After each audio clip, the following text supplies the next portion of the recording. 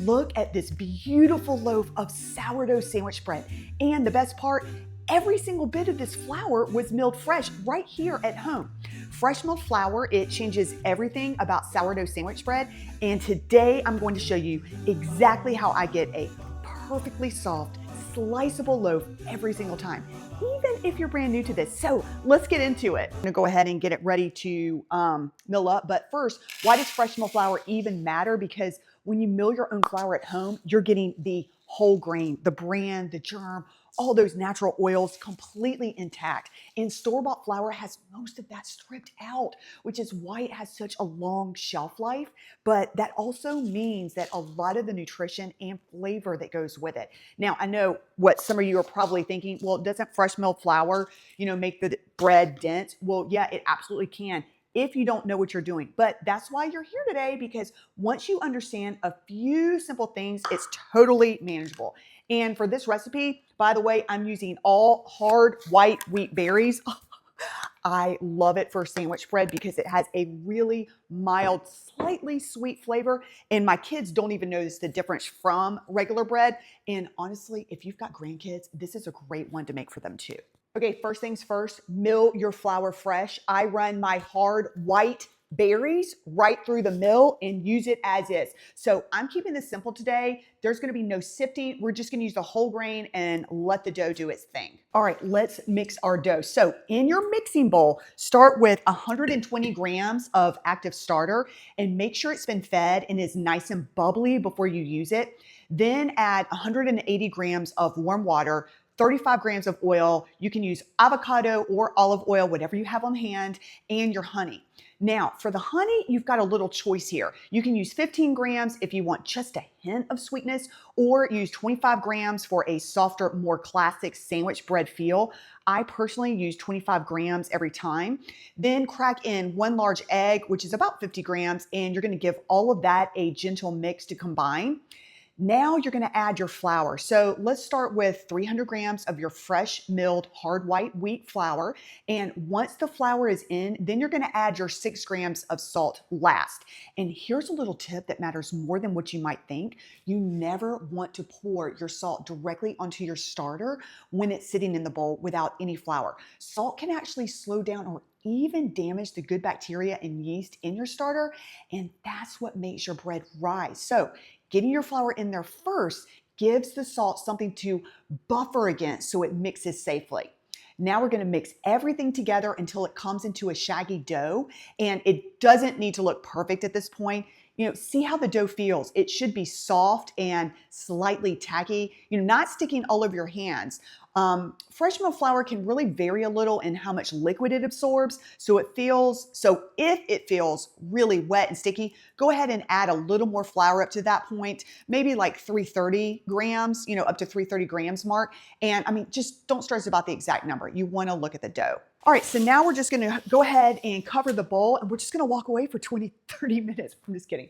No, but this is just a simple dough rest, and it makes a real big difference with fresh milled flour. So the flour needs a little extra time to fully soak up all that water, and letting it rest before you knead means the gluten starts to develop on its own without basically you having to work as hard. And when you come back, the dough is going to be noticeably smoother and it's going to be so much easier to knead. And it's just one of those things that makes a really big difference. And by the way, you may have heard something called autolyse, and that is similar, but it's specifically just flour and water with no other ingredients. So since we've already got our starter, our egg, our oil, and all the honey mixed in, this is just a plain dough rest. It's not a true autolyse, but the benefits are the same. So after the rest, we're going to knead our dough until it's smooth and elastic, and it can take about 20 minutes by your hand. So if you want to do that, great.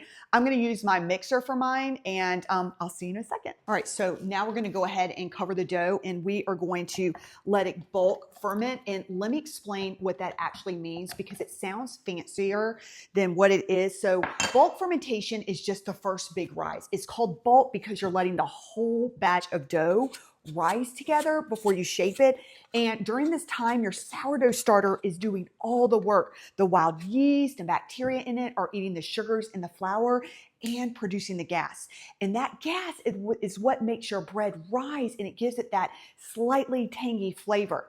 So this step is really important and not one you want to rush. So if you don't give it enough time, your bread will not rise properly in the oven, and then you're going to end up with a dense and heavy loaf. And the good news is it's hands-off time for you, so you can catch up on other stuff, because we're doing a same-day bake, so we want a warm spot, ideally around 75 to 80 degrees. I put mine on a chair near the fireplace, and that works great. We're looking for the dough to grow to about double in size, depending on how active your starter is and how warm your kitchen is. So this could take anywhere from 4 to 6 hours, and I want you to just not go by the time. We've really got to watch that dough. So when it's doubled and it looks a little bubbly and airy on the sides, that's when you're ready to shape it. Okay, shaping time. And this is important for getting a good sandwich loaf. I use what I call the head and shoulders method, and I love it because it gives the loaf a really nice height and structure. I tried the jelly roll method for a while, and honestly, my loaves kept coming out a little too short and flat, and the head and shoulder method fixed that completely. Here's how it works. Pat your dough out into a rough rectangle. Then fold the top corners in towards the center. Those are what's called your shoulders. And then you're gonna wanna fold the top down like you're folding a letter. Now that's the head. Now you're gonna roll it down snugly towards you, and then we're gonna pinch the seam. And we're gonna place it seam side down into our greased loaf pan. And I love the cast iron loaf pan because there's no yucky coatings, and I already oiled them up really good with avocado oil.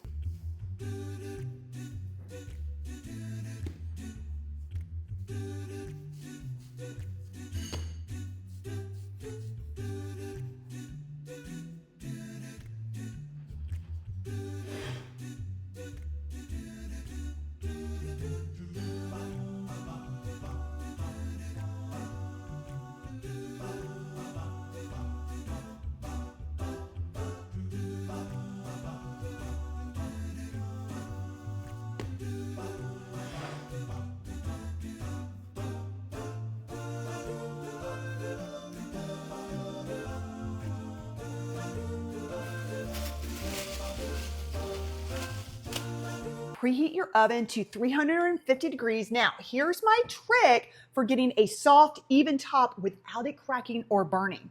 Okay, so I baked this loaf with a cast iron lid pan, like right on top. It traps the steam and it gives the bread a gentler, more even bake.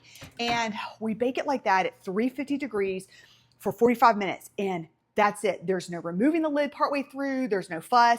And you'll know it's done when it's a nice golden color and sounds hollow when you tap the bottom. But what I personally do is, if you have a thermometer, you're looking for an internal temperature of around 190 to 200 degrees. Okay, the timer beat.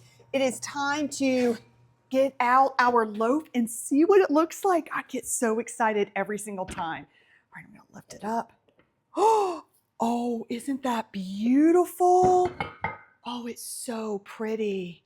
Okay, so what I'm gonna do now is I'm going to let it sit in the cast iron pan for 10 minutes. And the reason why I do this is because if I were to plop it out right now, it would crack and break. So I'm gonna let it sit here for 10 minutes, and then I'm gonna show you how I put it the next step.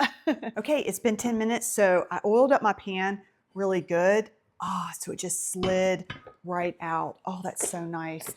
So, and look, the bottom's not gummy. So then I'm just gonna stick it right there. And then what I'm gonna do is I'm gonna go ahead and get some butter. And I like to do this because it makes the top of the crust really buttery. So just get some butter here, and then I'm just gonna butter the loaf.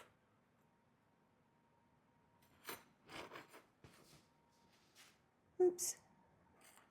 And I do it on my side. I lay the loaf on the side so that it doesn't, flatten. Good. And then what I do is I just cover it with a towel, and I'm gonna let it sit here for 30 minutes up to an hour. The reason why is you really don't want to cut into it too early. 30 minutes is the least amount. If you can wait an hour, that'd be great, because otherwise the inside of your bread is going to be gummy. Okay, it's been about 45 minutes, and I know I said an hour, but my son is really hungry. He just finished soccer, so I'm going to go ahead and cut into it. All right, so here we go. Ooh, it's soft. The top part, the crust, is soft. Covering it up and adding that butter is like really good. Oh, look at how beautiful that is. Do you see that? It's just like sandwich bread, sliceable sandwich bread. Let me go ahead and give you a slice. All right, this big slice is gonna be for my son. I'll put butter on it for him. He likes it with butter, and then he also likes honey. So let me show you what this looks like. Oh, it's so pretty, and it's so squishy. Ooh, look how flexible it is. Oh, it's so good. And this one too. See? Squish, squish, squish. I love it. I love it. So beautiful. Okay, so here's a quick recap of the keys to making this work. Number one, use fresh milled hard white wheat for a mild flavor. The whole family is gonna love it. Number two, watch your dough, not the clock. So you wanna double it in bulk and just close to the rim during the proofing. Number three, use the head and shoulders shaping method for that tall, beautiful loaf. And number four, bake at 350 with your cast iron lid on for 45 minutes. Done. If you try this recipe, I really want to hear about it. Drop a comment below and let me know what grain you used or how it turned out. And if you're new here and you want more fresh milled baking recipes, make sure you subscribe so you don't miss any. I'll see y'all in the next one.